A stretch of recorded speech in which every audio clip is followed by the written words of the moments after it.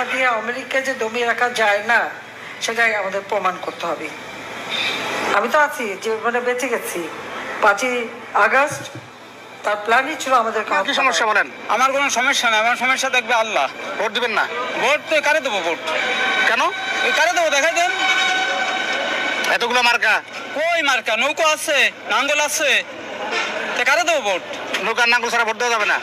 আমি তো দেবো না। আমি কইছি আমার আমলি পছন্দ করি, আমার আমলি পছন্দ করি। আপনার সমস্যা কোন জায়গা? ভিতরে ঢুকেছিল, এখন তার গান খুলে গেছে। কারণ কি? একটাই কারণ, তার এখন খাচ্ছে বেশি, এসি গাড়িতে ঘুরতেছে, তারা দিন দিন আমাদের চেহারা দেখছেন, আমি ফর্সা মানুষ কালো হয়ে গেছি রোদে ঘুরতে ঘুরতে। এখন কারো বিপক্ষে কথা বলা যায়? আমি এখান থেকে যেতে পারবো না তার কোনো গ্যারান্টি নেই। বৈষম্য বিরোধী ছাত্ররা এসে আমাকে ধরতেও পারে।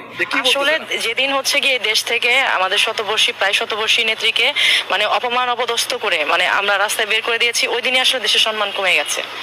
একটা মানুষ অন্যায় করতেই পারে, অন্যায়ের ঊর্ধ্বে তো পৃথিবীতে কেউ না, আপনি আমি কেউ না। আর ওই জায়গাটায় বসলে তো আমরা সবাই আসলে লোভ বলেন, ক্ষমতা বলেন, এর ঊর্ধ্বে তো আমরা কেউ থাকবো না। সেই হিসেবে চিন্তা করে দেখেন, এই যে জুলাই যোদ্ধা যাদের বলতেছেন, আজকে কয় মাস চলে? ওই জুন বা জুলাই থেকে এই পর্যন্ত কত, 1 বছর হয়তো বা 1 বছর 1-2 মাস এরকম হবে, কয়েকশো কোটি টাকার মালিক তারা হয়ে গেছে। সেই জায়গায় উনি 16টা বছর, তো সেই তুলনায় তো তাকে ভালো বলতে হয়। অবশ্যই একটা দিক ভালো হয়েছে, সেটা হচ্ছে গিয়ে যে আমরা আসলে দাঁত থাকতে দাঁতের মর্ম বুঝি না, তো উনি থাকতে তো আসলে মর্ম বুঝিনি। আমার কাছে, আমাদের সবার কাছে মনে হয়েছে যে উনি খারাপ, উনি হচ্ছে একরোখা। তো এই সব অঘটন ঘটার পর এখন মনে হচ্ছে যে না, উনি ভালো ছিল, আমরা আগেই ভালো ছিল।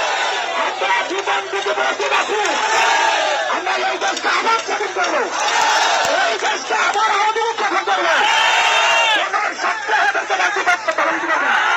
ইনশাআল্লাহ এই দেশে আবার জনগণ ফিরে আসবে, শেখ হাসিনা আবার এই বাংলাদেশে ফিরে আসবে। আমরা শেখ হাসিনার সৈনিক, আমরা বঙ্গবন্ধুর সৈনিক। ও